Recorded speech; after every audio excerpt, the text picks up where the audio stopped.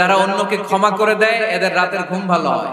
যারা অন্যকে ক্ষমা করে দেয় এরা স্বস্তিতে থাকে, এদের কোনো মেন্টাল স্ট্রেস থাকে না, এদের হার্ট অ্যাটাক হয় না, এরা স্ট্রোক করে না। আলহামদুলিল্লাহ পড়ে। আল্লাহ রাসূল সাল্লাল্লাহু আলাইহি সাল্লাম একটা ভরা মজলিসে বললেন, এখন এক সাহাবী এসে এখানে বসবে, এই সাহাবীটা জান্নাতি। সব সাহাবারা অবাক, না জানি তিনি কার কথা বললেন। সবাই দেখতে পেলেন ইন দ্য মিন টাইম এক আনসারী সাহাবী এসে এই জায়গাটাতে বসলো। তার কয়েকদিন পরে আরেকটা ভরা মজলিসে আল্লাহ রাসূল বললেন, এখন এই মাত্র এক সাহাবী এসে এখানে বসবে, এই সাহাবীটা জান্নাতি। ঠিক ওই দিনও ওই আনসারী সাহাবীটা এসে ওইখানে বসেছে। আবার কয়েকদিন পরে আল্লাহ রাসূল সাল্লাল্লাহু আলাইহি ওয়াসাল্লাম বললেন, এই মুহূর্তে এই মজলিসে এমন এক সাহাবী ঢুকবে, এই সাহাবীটা জান্নাতি। সবাই খেয়াল করে দেখলো, ওই যে আনসারী সাহাবীর কথা রাসূল সাল্লাল্লাহু আলাইহি ওয়াসাল্লাম আগে বলেছিলেন, ওই সাহাবী এসে ইন দ্য মিন টাইম ওই জায়গায় বসেছে। চিল্লায় পড়েন সুবহানাল্লাহ। সব সাহাবীরা অবাক হয়ে গেলেন। ঘটনা কি? কি এমন গোপন আমল করে এই সাহাবী, যে গোপন আমলের কারণে তিনটা ভরা মজলিসে বিশ্বনবী এই সাহাবীকে বললেন জান্নাতি। সাইয়েদনা আব্দুল্লাহ ইবনে আমর ইবনুল আস গোপন তথ্য বের করার জন্য এই সাহাবীর বাড়িতে চলে যে সাহাবীকে সালাম দিয়ে বললেন, ও আনসারী সাহাবী, আমার বাবার সাথে আমার ঝগড়া হয়েছে, আমি 3 দিনের জন্য তোমার বাড়িতে মেহমান হতে চাই। 3 দিন। ওই আনসারী সাহাবী বলল, আহলান ওয়া সাহলান, খুশামদেদ, আপনি আমার মেহমান হবেন, এটা তো আমার সৌভাগ্য, আসেন থাকেন, এই ঘরে আমি থাকি, এই ঘরটা ফাঁকা, আপনি এখানে থাকেন। এবার আব্দুল্লাহ ইবনে আমর ইবনুল আস খেয়াল করলেন কোন গোপন আমল করে কিনা, কোন নেক আমল আছে কিনা এই সাহাবীর, যে কারণে 3 বার বিশ্বনবী এই সাহাবীকে জান্নাতি বলেছে। 3 দিন টানা 3 দিন লক্ষ্য করার পরে সাইয়েদনা আব্দুল্লাহ ইবনে আমর ইবনুল আস এই সাহাবীর মধ্যে তেমন বিশেষ কোনো নেক আমল, গোপন আমল আর দেখতে পায় নাই। 3 দিন যখন শেষ, যাওয়ার পথে বলে, ভাই আসলে আমার আব্বার সাথে আমার তেমন কোনো ঝগড়া টগড়া হয় নাই, ঝগড়া টগড়া কিছু না, আমি বিশেষ একটা কারণে এসেছি।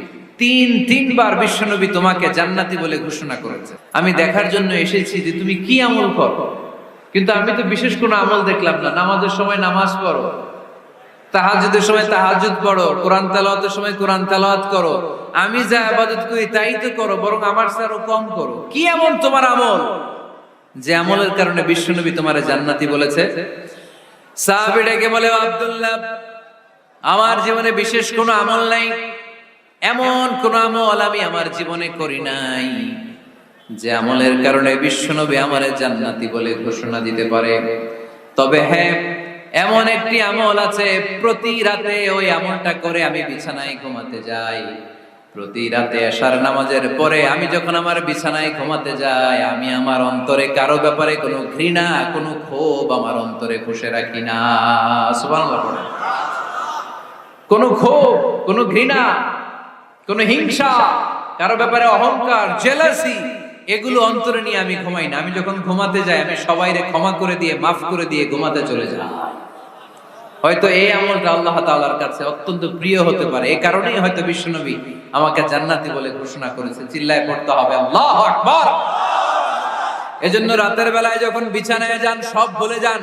কে গালি দিছিল ভুলে যান, কে ঠকাইছিল ভুলে যান, কে অপমান করেছিল ভুলে যান, কার সাথে মারামারি হয়েছিল ভুলে যান। বিছানায় যাওয়ার আগে সবাইরে মাফ করে দিয়ে একটা প্রশান্ত আত্মা নিয়ে ঘুমাতে যান। ওই সাহাবীর মতো আপনারও জান্নাতি বানাবে কে? আল্লাহ রাসূল বললেন, লাইসা শাদীদু বিসসুরা, কুস্তি খেলে যে অন্যকে মাটিতে শুইয়ে দিতে পারে সে আসল শক্তিশালী না। ইন্নামাশ শাদীদুল্লাযী ইয়ামলিকু নাফসাহু ইনদাল গাদাব, রাগের মাথায় যখন নিজেকে যে নিয়ন্ত্রণ করতে পারে, আল্লাহর কাছে ওই ব্যক্তিটাই শক্তিশালী। কুস্তি খেলে আরেকজনের শোয়ায় দিলেন, এ শক্তিশালী না, বরং শক্তিশালী তো সে যে রাগের সময় নিজের উপর নিয়ন্ত্রণ রাখে। He can control himself in the time of anger. যখন সে রেগে যায় তখন সে নিজেকে নিয়ন্ত্রণ করতে পারে, সেই শক্তিশালী। এক সাহাবী এসে বললেন, ইয়া রাসূলুল্লাহ আউসিনি, ইয়া রাসূলুল্লাহ, ও নবী আমারে নসিহত করেন, আমারে কিছু উপদেশ দেন। বিশ্বনবী বললেন, লা তাগদাব, তুমি রেগে যেও না। সাহাবী বললেন, আরেকটা উপদেশ দেন। বিশ্বনবী বললেন, লা তাগদাব, রেগে যেও না। সাহাবী বললেন, ও নবী আরেকটা উপদেশ দেন। বিশ্বনবী তৃতীয়বারের জন্য বললেন, ও সাহাবী তুমি রেগে যেও না, লা তাগদাব, রেগে যেও না, কারণ রেগে গেলেন তো হেরে গেলেন, রেগে গেলে হেরে গেলেন। অনেকে আপনারা রাগাতে চাইবে নানা ভাবে, কিন্তু আপনি রাখবেন না। আপনার সাথে ঝগড়া করতে চাইবে, পায়ে পাড়া দিয়ে ঝগড়া করতে চায়, এরকম আছে না নাই? আপনারা রাগাতে চায়, ফুসলাতে চায়, কিন্তু মুমিনরা, মুত্তাকিনরা তারা যেন তেন কোনো কারণে রেগে যায় না, তারা তাদের রাগকে হজম করে। আলহামদুলিল্লাহ পড়ে। আল্লাহ রাসূল সাল্লাল্লাহু আলাইহি ওয়াসাল্লাম কখনো রাখতেন না, কখনো না। ওনার উপর অনেক অত্যাচার হয়েছে, উনি রাগেন নাই, উনি ক্ষমা করে দিয়েছেন। কি করেছেন? আল্লাহ রাসূল সাল্লাল্লাহু আলাইহি ওয়াসাল্লাম যখন মক্কায় নামাজ পড়তেন, আল্লাহ রাসূল সাল্লাল্লাহু আলাইহি ওয়াসাল্লাম যখন রুকুতে যেতেন, সিজদায় যেতেন, পিঠের উপরে পচা উটের নাড়ি ভুঁড়ি চাপিয়ে দেয়া হতো। আল্লাহ রাসূল কখনো রেগেছেন? কথা বলেন। তায়েফের ময়দানে দাওয়াত দিতে গেলেন, পাথর মারা হলো, তিনি রেগেছেন?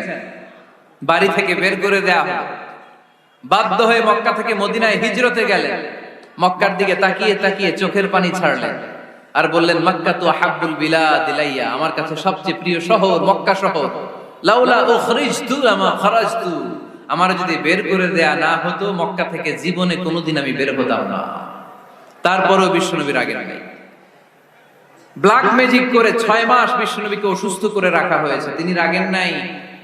আল্লাহ রাসূল সাল্লাল্লাহু আলাইহি ওয়াসাল্লাম একবার উটের উপর চড়ছিলেন, ইন দ্য মিন টাইম এক বেদুইন এসে বিশ্বনবীর গায়ের চাদর ধরে টান দিলেন।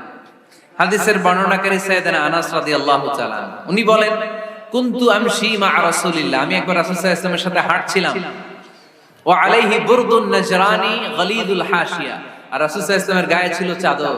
কি ছিল?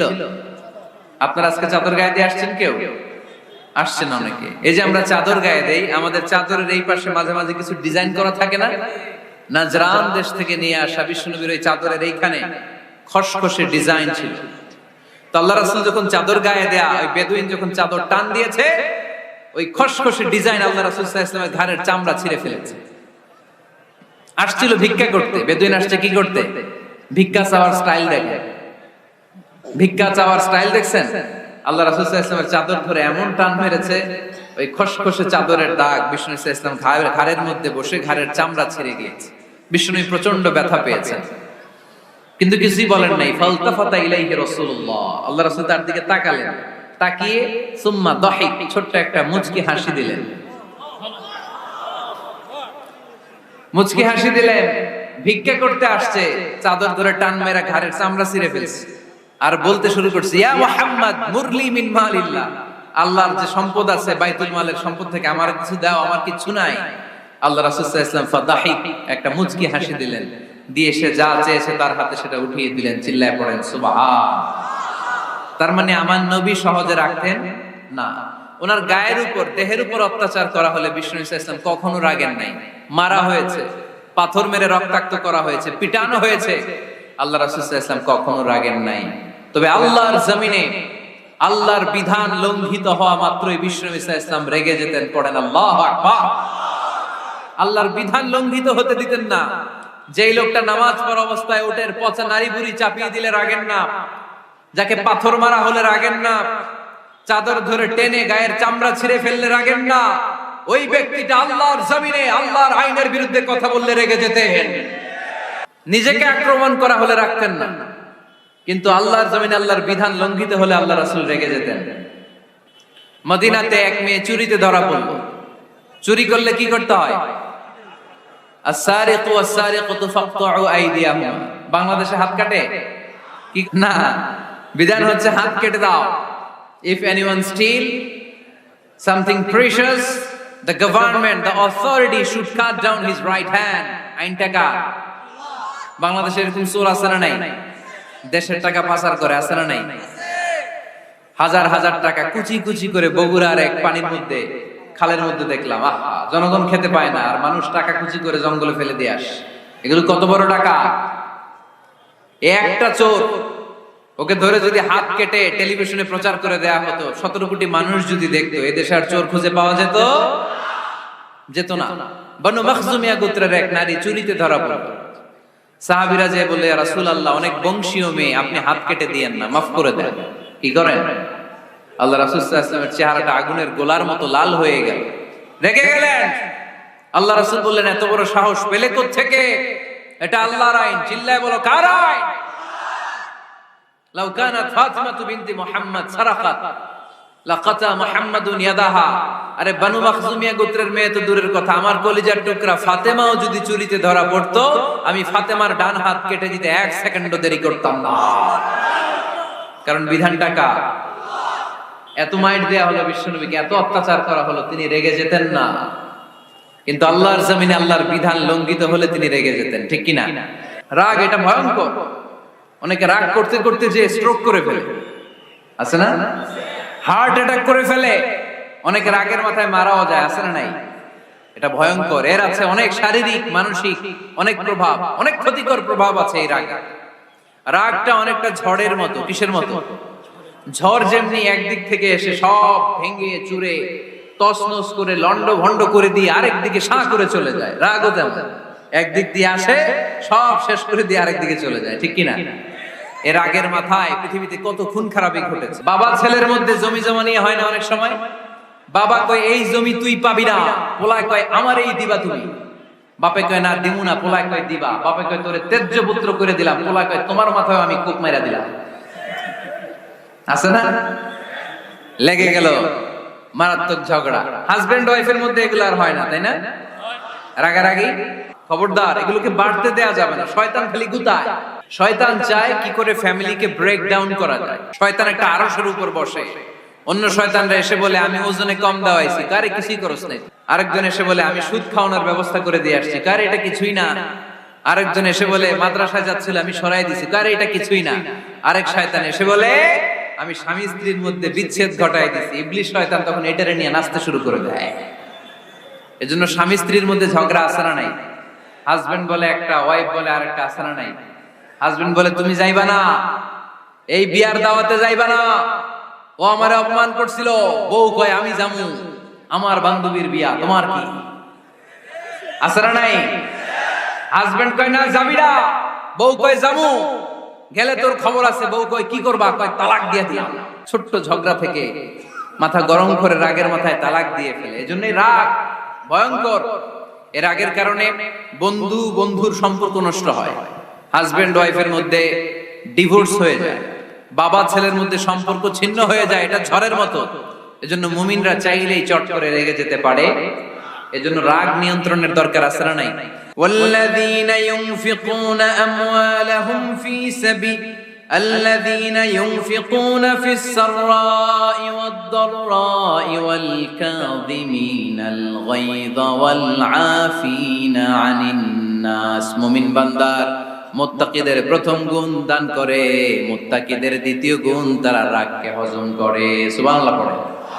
এজন্য আমাদের রাগটাও হতে হবে এমন, অপ্রয়োজনে আমরা রাখবো না। কিন্তু আল্লাহর জমিনে আল্লাহর বিধান যদি লঙ্ঘিত হয়, দুর্বলের উপর যদি সবলের অত্যাচার হয়, সমাজে যদি বিশৃঙ্খলা তৈরি হয়, তখন মুমিন রাগান্বিত হবে, বজ্র কণ্ঠে গর্জে উঠবে, চিল্লায় বলেন ঠিক কিনা?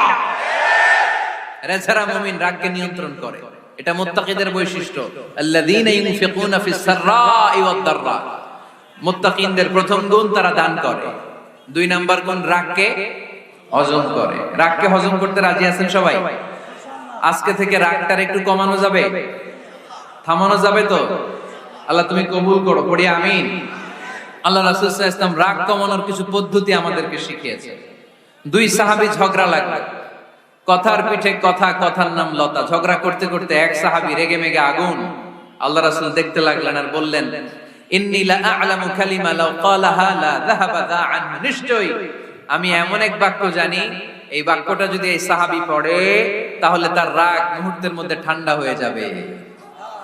ওই সাহাবী বলল ইয়া রাসূলুল্লাহ বাক্যটা কি আমারে শিখিয়ে দেন, আমি চাই আমার রাগটা যেন থেমে যায়। আল্লাহর রাসূল বললেন তুমি পড়ো আউযু বিল্লাহি মিনাশ শাইতানির রাজীম। সবাই পড়েন আউযু বিল্লাহি মিনাশ শাইতানির রাজীম। তাহলে রাগ কমানোর দোয়ার নাম কি? সবাই বলেন আউযু বিল্লাহি মিনাশ শাইতানির রাজীম। এটা হচ্ছে 1 নাম্বার ফর্মুলা। এটা কয় নাম্বার মনে থাকবে? রাগ আসলে এই দোয়াটা পড়ব, মুহূর্তে রাগকে ঠান্ডা করে দিবে কে? 2 নাম্বার ফর্মুলা হচ্ছে বেশি রাগ চলে আসলে আপনি চুপ থাকবেন, keep quiet, keep silent. Cool down, relax করেন, থামেন।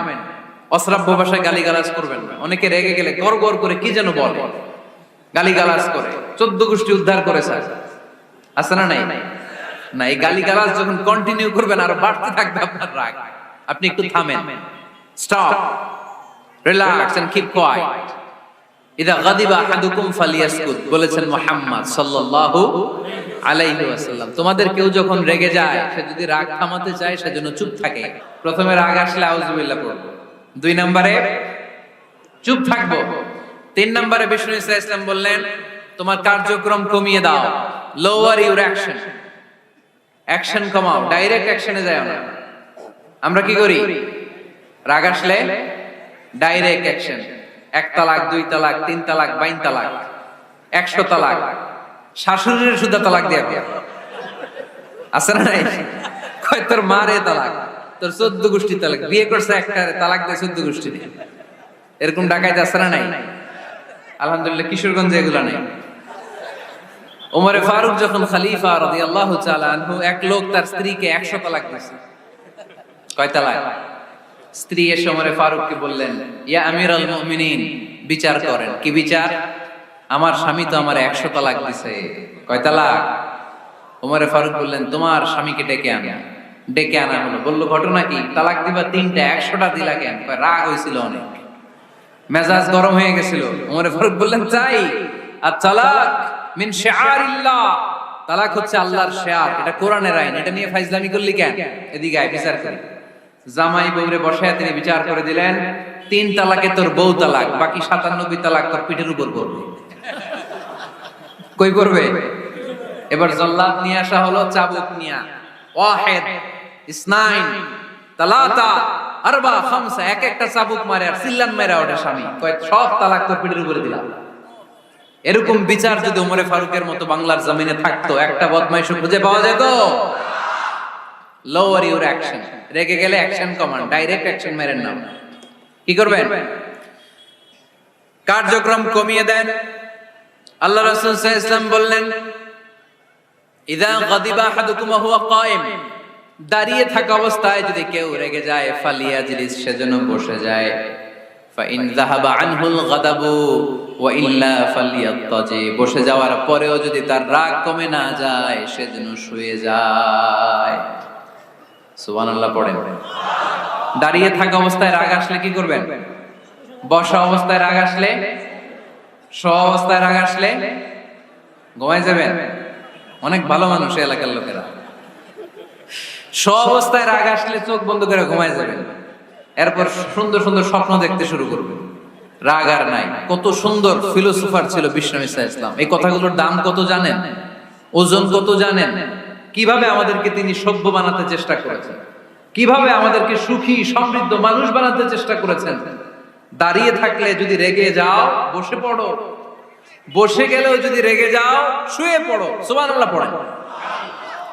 তার মানে রাগ কমানোর 1 নাম্বার ফর্মুলা আউযুবিল্লাহ পড়বেন, 2 নাম্বার ফর্মুলা চুপ থাকবেন, 3 নাম্বার ফর্মুলা অ্যাকশন কমিয়ে দিবেন, দাঁড়ালে বসবেন, বসে থাকলে শুয়ে যাবেন। 4 নাম্বারে বিশ্বনবী বললেন, তারপরেও যদি তোমার রাগ কমে না যায়, ঠান্ডা পানি দিয়ে ওযু করো, রাগ কমায় দিবে কে? ওযু করেন ঠান্ডা পানি দিয়ে, রাগ কমায় দিবে কে? আল্লাহ রাসূল সাল্লাল্লাহু আলাইহি ওয়াসাল্লাম বলেন, শয়তান, ইন্নাল গাদাবা মিনাশ শাইতান, নিশ্চয়ই রাগ আসে শয়তান থেকে। রাগ এনে দেয় কে? একটু আওয়াজ করে বলেন না, এনে দেয় কে? রাগ এনে দেয় শয়তান। ওয়া শাইতানু খুলিকা মিনান নার, শয়তান তৈরি আগুন দিয়ে। শয়তান তৈরি কি দিয়ে? ওয়ান নারু তুতফাউ বিল মা, আর আগুন নিভায় পানি দিয়ে। আগুন নিভায় কি দিয়ে? এজন্য তোমাদের কেউ যখন রেগে যায়, ইদা গাদিবা আহাদুকুম ফালিয়াতাওয়াত্তা, সেজন্য ঠান্ডা পানি দিয়ে ওযু করে তার রাগটারে ঠান্ডা করে দিবে কে? সুবহানাল্লাহ পড়েন। মনে থাকবে সবার? 1 নাম্বার, রাগ আসলে 1 নাম্বারে কি করবেন? আউযুবিল্লাহ পড়বেন। 2 নাম্বার, চুপ থাকবেন। 3 নাম্বার, বসে যাবেন, শুয়ে যাবেন। 4 নাম্বার, ওযু করবেন। রাজি আছেন? মাথায় ঠান্ডা পানি দিবেন, চেহারায় ঠান্ডা পানির ঝাপটা দিবেন, দেখবেন আপনার রাগকে ঠান্ডা করে দিছে কে? এজন্য আল্লাহ বললেন, আমার মুত্তাকিদের বৈশিষ্ট্য হলো আল্লাযীনা ينفقون في السراء والضراء والكاظمين الغيظ والعافين عن الناس মুত্তাকিন বান্দারা সুখে দুঃখে দান করে, রাগ ক্রোধ আসলে এটাকে তারা হজম করে। মুত্তাকিনদের 3 নাম্বার বৈশিষ্ট্য হলো তাদের সাথে কেউ অন্যায় করলে তারা ক্ষমা করে। সুবহানাল্লাহ পড়েন। কি করবেন? ক্ষমা করে দিবেন। মুত্তাকিদের 3 নাম্বার বৈশিষ্ট্য কি? নাকি অন্তরের মধ্যে দুঃখ কষ্ট রেখে দিবেন? অনেকে আছে অতীতের কষ্ট ভুলতে চায় না, ভুলতে পারে না। কেউ আপনারে ধমকি দিছিল, কেউ আপনার সাথে খারাপ আচরণ করছিল, কেউ আপনারে গালি দিছিল, অনেকে এটারে পেলে পুষে অন্তরে বড় করে রাখে, আছে না নাই? ভুলতে চায় না, মনের ভিতরে রাগ পেলে পুষে রাখা ঠিক না। মনে মনে কয় তুই আমারে মারছিলি, আমি তোরে মারব, তুই আমারে অপমান করছিলি ওই দিন, যদি একদিন সুযোগ পাই তোরে হতা এলাম। আছে না এরকম? সেই 20 বছর আগে আপনারা সে অপমান করছে, ওইটারে পেলে পুষে আপনি অন্তরে নিয়ে বয়ে বেড়াচ্ছেন। আর এই হিংসা ক্ষোভ যদি রাগ ভিতরে রাখেন, এটা আপনারা জ্বালায় দেয় ভিতরে, জানেন? আর যদি আপনি ক্ষমা করে দেন, একেবারে ঠান্ডা। জানেন এই ফর্মুলা আপনারা?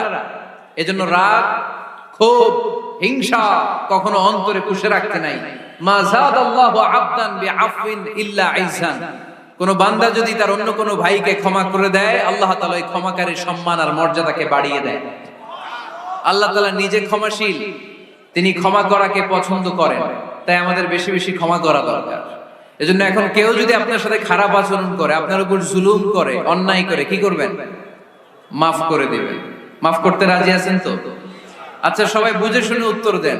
আল্লাহ পাক আমাদের সব গুনাহগুলো ক্ষমা করে দেখ, আমরা চাই কি চাই না? আল্লাহ আমাদেরকে মাফ করুক, আমরা চাই কি চাই না? দেখেন, আমরা কিন্তু ঠিকই আল্লাহর কাছে ক্ষমা চাই, কিন্তু আমরা নিজেরা নিজেদেরকে ক্ষমা করতে পারি না। নিজেরা নিজেদেরকে ক্ষমা করি না। সে আমার সাথে খারাপ আচরণ করছে, আমি ক্ষমা করতে পারি না। ও আমারে গালি দিছিল, আমি ক্ষমা করি না, কিন্তু আমি কিন্তু ঠিকই আল্লাহর কাছে ক্ষমা চাই।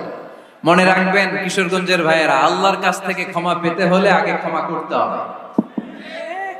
ঠিক কিনা বলেন?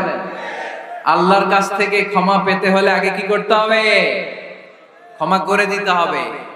এজন্য আল্লাহ বললেন, আল্লাযীনা ইউনফিকুনা ফিস সাররাই ওয়াদ দাররাই ওয়াল কাযিমিনাল গায়যা ওয়াল আফিনা আনিন নাস ওয়াল্লাহু ইউহিব্বুল মুহসিনিন।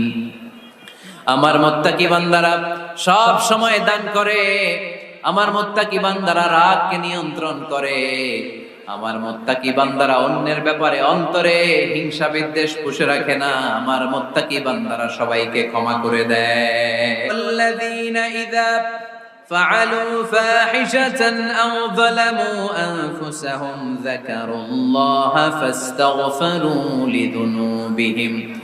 যদি তোমরা মুত্তাকি হতে চাও, মুত্তাকি বান্দার 4 নম্বর গুণ, তারা যদি কোনো অশ্লীল কাজ করে, পাপ করে, সাথে সাথে ক্ষমা চায় কার কাছে? যত পাপ আমরা করি না কেন, ক্ষমার দরজা আমাদের জন্য খোলা রেখেছে কে? সব সময় খেয়াল রাখবেন, কিশোরগঞ্জের যুবক ভাইয়েরা, পাপ হয়ে যেতে পারে, এটা ভেরি সিম্পল। তুমি মিথ্যা বলে ফেলেছো, খাদ্যে ভেজাল দিয়েছো, ওজনে কম দিয়েছো, পরকিয়া করেছো, অবৈধ দৈহিক সম্পর্ক করেছো, ব্লু ফিল্ম দেখেছো, নিজের উপর নফসের উপর জুলুম করেছো, তারপরেও তোমার জন্য ক্ষমার দরজা খোলা রেখেছে কে? মনে রাখতে হবে, আমাদের পাপ যত বড় হোক, তার রহমতের দরিয়া তার চাইতেও বড়, ঠিক কিনা? আমাদের গুনাহ অন্যায় যদি হয় খালের পানির সমান, বিলের পানির সমান, আল্লাহর দয়া সাগরের পানির সমান। আমাদের অন্যায় আর পাপ যদি হয় পাহাড়ের সমান, আমার রবের দয়া আকাশের সমান, ঠিক কিনা? বিষ্ণু বলেছেন, কুল্লুকুম খাত্তাউন ওয়া খায়রুল খাত্তাইন আত-তাওয়াবুন। তোমরা সবাই পাপী, আমরা সবাই কি? আওয়াজ করে বলেন না, আমরা সবাই কি? আমরা যে পাপী, এটা বলতে আপনাদের লজ্জা লাগে? আমরা সবাই কি? শুধু কি পাপী? পাপীর ঘরের পাপী, 14 গোষ্ঠী পাপী। আমি পাপী, আমার বাবা পাপী, আমার মা পাপী, আমার দাদা পাপী, আমরা সবাই পাপী। আল্লাহ রাসূল বললেন, কুল্লুকুম খাত্তাউন, তোমরা সবাই পাপী, ওয়া খায়রুল খাত্তাইন আত-তাওয়াবুন। আর এই পাপীদের মধ্যে সবচেয়ে ভালো পাপী ওই পাপী যেই পাপী পাপ করার পরই তওবা করে। ইস্তেগফার পরে, ঠিক কি না? পৃথিবী না জানুক আমি তো জানি, পৃথিবী না জানুক আমি তো জানি, আমি কি পাপ করেছি হায়। আমার পাপের করলে বিচার, বাঁচার আমার নাই উপায়, দয়াময় প্রভু মাফ করো আমায়, মাফ করো আমায়। পড়েন, পৃথিবী না জানুক আমি তো জানি, আমি কি পাপ করেছি হায়। আমার পাপের করলে বিচার, বাঁচার আমার নাই উপায়, দয়াময় প্রভু মাফ করো আমায়, মাফ করো আমায়। চিল্লায় পড়তে হবে সবাই, আমিন। এজন্য আল্লাহ বললেন, আমার মুত্তাকি বান্দারা যদি ভুল করে, আমার মুত্তাকি বান্দারা যদি অন্যায় করে, সাথে সাথে ক্ষমা চায় কার কাছে? ক্ষমার দরজা আমাদের জন্য খোলা আছে না নাই? আমরা যদি ভুল করি, অন্যায় করি, আমরা পড়ি রব্বানা যালামনা আনফুসানা ওয়া ইন লাম তাগফির লানা ওয়া তারহামনা লানাকুনান্না মিনাল খাসিরিন। ও আল্লাহ, ভুল করেছি, অন্যায় করেছি, পাপ করেছি, গুনাহ করেছি, নফসের উপর জুলুম করেছি, তুমি যদি মাফ না করে দাও, আমাদেরকে মাফ করার দুনিয়াতে কেউ নাই, ঠিক কি না? এজন্য আল্লাহ বললেন, মুত্তাকিদের 4 নাম্বার গুণ, ভুল হতেই পারে কিন্তু নিরাশ হয়ো না, হাল ছেড়ে দিও না, তোমাদের জন্য আমি আল্লাহর ক্ষমার দরজা খোলা আছে না নাই? 24 ঘন্টা খোলা। সকালে ভুল করছেন, মাফ চাইবেন কার কাছে? দুপুরে ভুল হয়েছে, মাফ চাইবেন কার কাছে? রাতে ভুল হয়েছে, মাফ চাইবেন কার কাছে?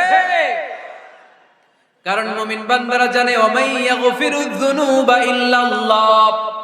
মুত্তাকিনরা জানে, আল্লাহ ছাড়া গুনাহ ক্ষমা করার কেউ নাই। তাই গুনাহ হলে, পাপ হলে আমরা ক্ষমা চাই কার কাছে? যদি পাপ হয়ে যায়, অন্যায় হয়ে যায়, ওযু করে জায়নামাজটা বিছিয়ে চোখের পানি ছেড়ে দেন, চোখের পানি চোখ বেয়ে নাকের ডগাবে জমিনে পড়ার আগে ওই অনুতপ্ত বান্দার জীবনের সব গুনাহ মাফ করে দেয় কে? চোখের পানি ছেড়ে আল্লাহরে বলেন, আল্লাহ ومن يغفر الذنوب إلا الله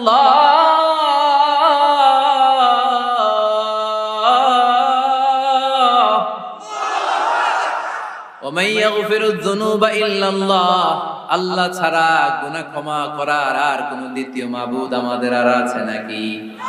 চোখের পানি ছেড়ে দিয়ে আল্লাহর ডেকে বলেন, আল্লাহ আমি ছাড়া তোমার গোলামের অভাব নাই, অভাব আছে? আমি ছাড়া তোমার বান্দার অভাব নাই, আমি ছাড়া তোমার গোলামের অভাব নাই, কিন্তু তুমি ছাড়া আমার কোনো রব নাই, ঠিক কি না? আমার গুনাহ ক্ষমা করার মতো দ্বিতীয় কোনো মালিক নাই, দ্বিতীয় কোনো রব নাই, দ্বিতীয় কোনো প্রভু নাই। তুমি যদি ফিরিয়ে দাও, কোথাও যাওয়ার জায়গা নাই, ঠিক কি না? এভাবে চোখের পানি ছেড়ে ক্ষমা চাইলে মাফ করে কে? আল্লাহ বলে, মুত্তাকিদের ভুল হতেই পারে, মানুষ মাত্রই ভুল হয়, কিন্তু ভুল হওয়া মাত্রই তারা আমার কাছে ফিরে আসে, তারা আমার কাছে ক্ষমা চায়। ওয়ালাম ইউসিররু আলা মা ফাআলু ওয়া হুম ইয়ালামুন। 5 নাম্বার বৈশিষ্ট্য হলো, জেনে বুঝে ক্ষমা চাওয়ার পরে ওই পাপ কাজ দ্বিতীয়বার আমার বান্দারা করে না, ঠিক কি না? ওয়ালাম ইউসিররু আলা মা ফাআলু ওয়া হুম ইয়ালামুন। 5 নাম্বার বৈশিষ্ট্য, মুত্তাকিদের সর্বশেষ বৈশিষ্ট্য হচ্ছে জেনে বুঝে তারা পাপ কাজ রিপিট করে না। কারণ আপনি যখন তওবা করবেন, আপনি যখন ক্ষমা চাইবেন, আপনি আল্লাহর কাছে ওয়াদা করবেন, আল্লাহ ভুল হয়েছে, অন্যায় হয়েছে, চোখের পানি ছেড়ে আল্লাহ তোমার কাছে ক্ষমা চাই, তুমি ছাড়া ক্ষমা করার কেউ না, আল্লাহ তুমি আমারে মাফ করে দাও, পারতপক্ষে এই পাপ কাজ, এই ভুল কাজ আমি আর করব না। ওয়ালাম ইউসিররু আলা মা ফাআলু ওয়া হুম ইয়ালামুন। তাফসীর ইবনে কাসীর এসেছে, ওয়ালাম ইউসিররু মানে ওয়ালাম ইস্তামিররু আলা মা ফাআলু ওয়া হুম ইয়ালামুন, জেনে বুঝে ওই পাপ কাজ কন্টিনিউ করে না। আপনি সকালে ভুল করছেন, আল্লাহর কাছে মাফ চাইলেন, বিকেলে ওইটা আবার করা যাবে? সকালে খাদ্যে ভেজাল দিছেন, বিকেলে মাফ চান, এরপরের দিন আবার ভেজাল দেন, আবার মাফ চান, তারপরের দিন বাজারে আবার ভেজাল দেন, তারপরে মাফ চান। এরকম করলে মুত্তাকি হওয়া যাবে নাকি? না। একবার যখন আমি আমার ভুল বুঝতে পেরেছি, আমি চোখের পানি ছেড়ে আল্লাহর কাছে ক্ষমা চাবো, আর জীবনে ওই পাপ কাজ আমার দ্বারা হবে না। চিল্লায় বলেন ঠিক কিনা? এই 5টা গুণ যার মধ্যে থাকবে তাদেরকে বলে মুত্তাকি। তাদেরকে কি বলে? জিন ভূত যাদেরকে ডিস্টার্ব করে তারা বেশি বেশি আয়াতুল কুরসি পড়বেন।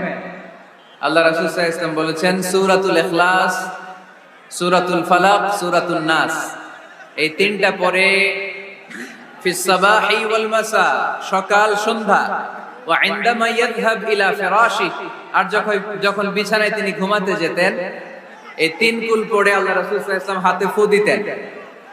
আর ওই ফু দেয়া হাতটা মাথা থেকে মুছতে মুছতে পা পর্যন্ত মুছতেন। It's a protection from your lord. এটা আমাদের রবের পক্ষ থেকে একটা প্রোটেকশন। সুবহানাল্লাহ পড়েন। We should take this protection every day at morning and evening. শয়তানের ওয়াসওয়াসা থেকে, জিন ভূতের আসর থেকে বাঁচার জন্য এই প্রোটেকশন আমাদের নেওয়া দরকার।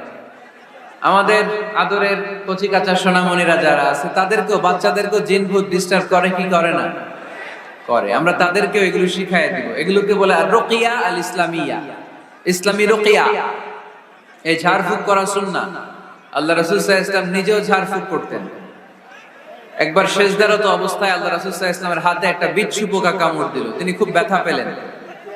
আম্মা জান আয়েশাকে বললেন লবণের পানি গরম দাও। আল্লাহ রাসূল সাল্লাল্লাহু আলাইহি ওয়াসাল্লাম কোরআনের আয়াত পড়ে ফু দিলেন। লবণের পানি ঢালা শেষ, ফু দেওয়া শেষ, আঙ্গুলের ব্যথাও শেষ। তো এইভাবে নিমিষেই আমরা সুস্থ হয়ে যেতে পারি। কোরআনের দেয়া যত যত পদ্ধতি আল্লাহ তাআলা আমাদের জন্য প্রেসক্রাইব করেছেন, এটা আমাদের কল্যাণের জন্য দিয়েছে। আমরা অনেকে অসুস্থ থাকি। আপনারা মধু খেতে পারেন, বেশি করে মধু খেলে আপনি সুস্থ থাকবেন। কালিজিরা খেতে পারেন, কালিজিরা, হাব্বাতুস সাউদা, শিফাউন মিন কুল্লি দা ইল্লা সাম, মৃত্যু ছাড়া সব রোগের ঔষধ মধুর সাথে মিক্স করে খাবেন। সুস্থ রাখবে কে? আমি প্রায় বলি যে কোরআনিক এই মেডিসিন গুলো আপনারা খাবেন, মাখবেন, এগুলো অনেক ভালো। অলিভ অয়েলের কথা আমি প্রায় বলি। আল্লাহ রাসূল সাল্লাল্লাহু আলাইহি ওয়াসাল্লাম অলিভ অয়েল মাখতেন, জাইতুনের তেল দিয়ে দাড়িতে মাখতেন, চুলে মাখতেন, গায়ে মাখতেন। চামড়া সহজে কুচকে যায় না, চেহারা উজ্জ্বল থাকে, চুল সহজে সাদা হয় না। এজন্য বেশি বেশি অলিভ অয়েল ইউজ করবেন। আল্লাযীনা ইউনফিকুনা ফিস সাররাই ওয়াদ দাররা, আমার মুত্তাকি বান্দারা সচ্ছল অসচ্ছল উভয় অবস্থায় দান করে। যখন তাদের কাছে বেশি টাকা থাকে তখন তারা বেশি দান করে, যখন কম থাকে কম দান করে, কিন্তু দান করে। ঠিক কি না? দান করার ধারাবাহিকতা কখনো থামায় না। এখন আপনি সচ্ছল, অনেক টাকা, তো বেশি দেন। এক সময় অর্থের টানাপোড়েন যাচ্ছে, সমস্যা যাচ্ছে, তো ওই সময় কম দেন। বছরে আপনি অবস্থা ভালো থাকলে 10,000 টাকা সাদাকা করেন, যখন অবস্থা খারাপ 10 টাকাও কি সাদাকা করা যাবে না? তার মানে ইনফিকুনা ফিস সাররাই ওয়াদ দাররা, সুখে দুঃখে সব সময় যে দেয় তার নাম মুত্তাকি। সুখে দুঃখে সব সময় যে দেয় তার নাম।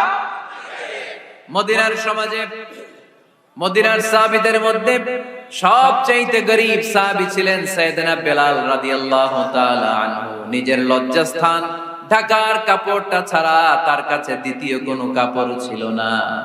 সকালে যদি খাবার পেত, দুপুরে খাবার ছিল না, দুপুরে পেলে রাতের জন্য ছিল না, আজকে খাবার থাকলে কালকে নেই। মদিনার সবচাইতে গরীব সাহাবী বেলাল রাদিয়াল্লাহু তাআলা আনহু, লজ্জাস্থান ঢাকার জন্য শুধু একটা জামা ছিল, গায়ে দেওয়ার মতো কোনো জামা নাই।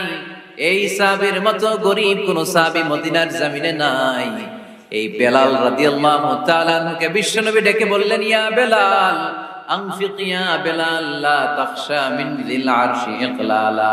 ও বেলাল, আল্লাহর রাস্তায় দান করো, কারণ আমার আল্লাহর ধনভাণ্ডারের কমতি নাই।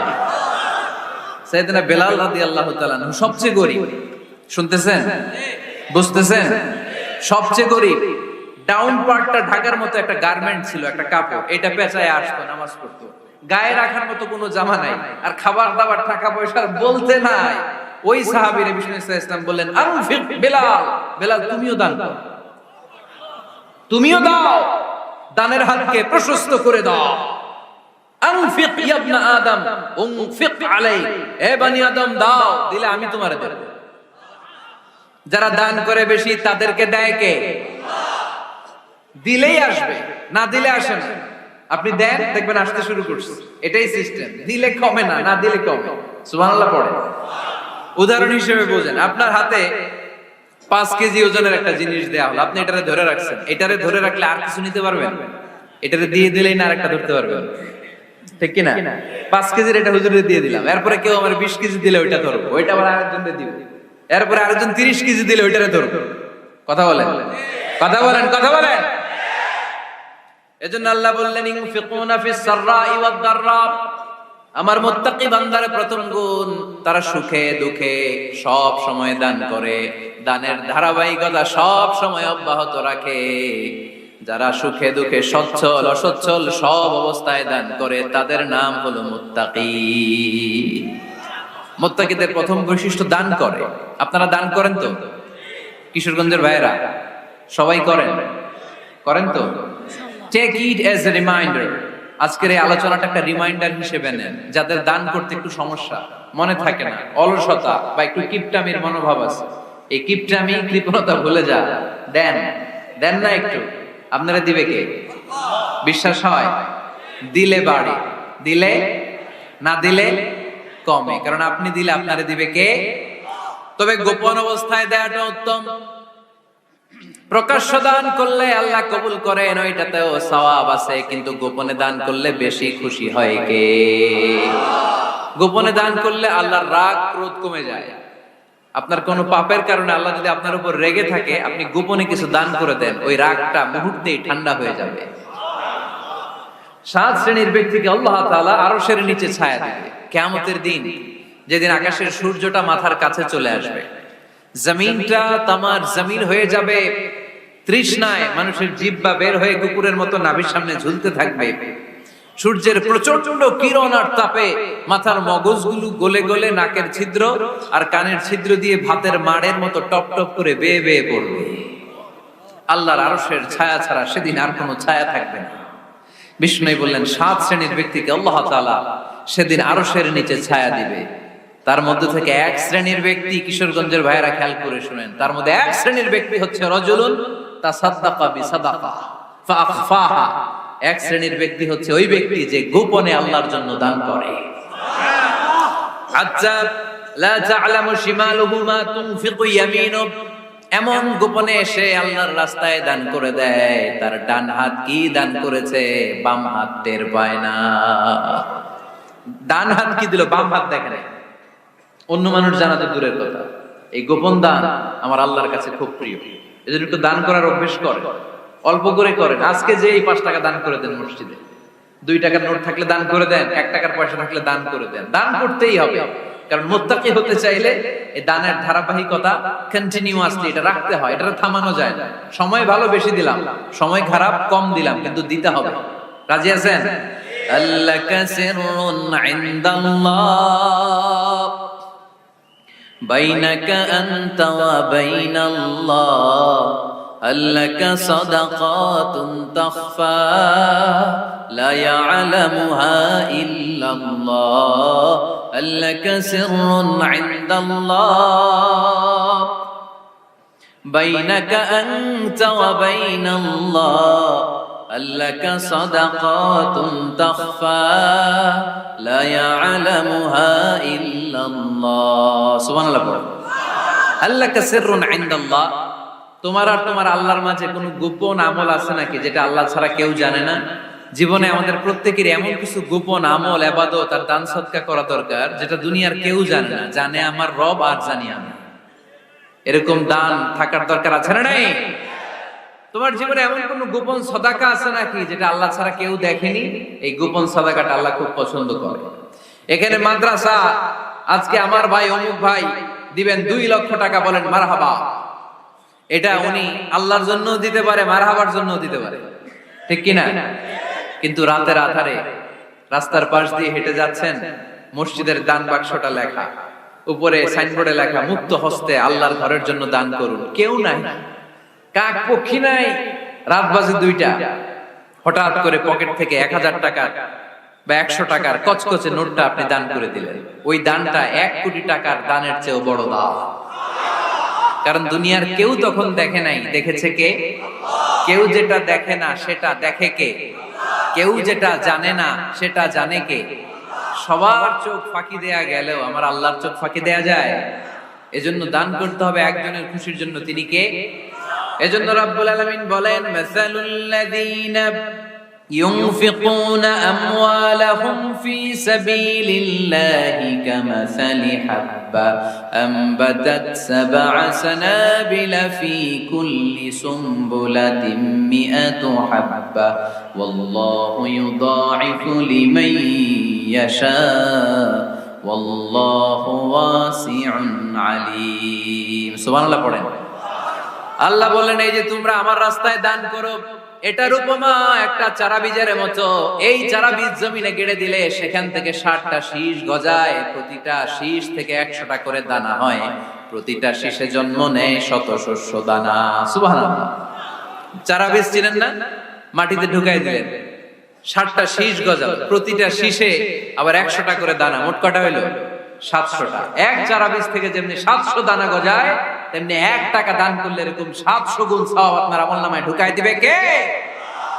যারা দুনিয়ার বুকে প্রকাশ্যে গোপনে দান করত, সচ্ছল আর অসচ্ছল অবস্থায় দান করত, কিয়ামতের দিন যখন তাদেরকে তাদের আমলনামা দেয়া হবে, আমলনামা দেখে বলবে, আল্লাহ এত সওয়াব দুনিয়ার বুকে আমি করি নাই, অন্য কারো আমলনামা তোমার ফেরেশতারা ভুল করে আমারে দিয়েছে।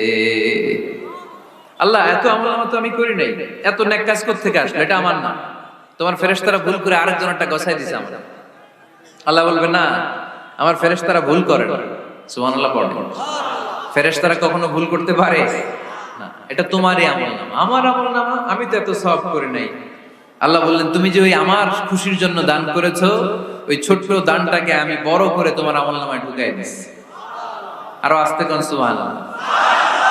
হাদিসে এসেছে, কামা ইউরাব্বি আহাদুকুম ফুলুয়া, তোমরা যেমনি ছাগল পালো, বাছুর পালো, আল্লাহ তাআলা তোমাদের দানটাকে এরকম পেলে পুষে বড় করে। তো এই যে গাভী যখন বাচ্চা দেয়, বাছুর হয়, খুশি লাগে না আপনাদের? মালিক কি করে? এটারে খাওয়ায়, খাইয়ে দাইয়ে পেলে পুষে বড় করে না? কুরবানির হাটে বিক্রির জন্য। আল্লাহ বললে, তুমি যে ওই ছোট্ট দান করেছো, তোমার এই ছোট্ট দানটা আমিও এটারে খাইয়ে দাইয়ে পেলে পুষে বড় করে উহুদ পাহাড়ের সমান করে তোমার আমলনামায় ঢুকিয়ে দিয়েছি। এজন্য আল্লাহ বললেন, আল্লাযীনা ইউনফিকুনা ফিস সাররাই ওয়াদ দাররা, মুত্তাকিদের প্রথম গুণ সচ্ছল আর অসচ্ছল উভয় অবস্থায় আল্লাহর জন্য তারা দান করে। সুবহানাল্লাহ।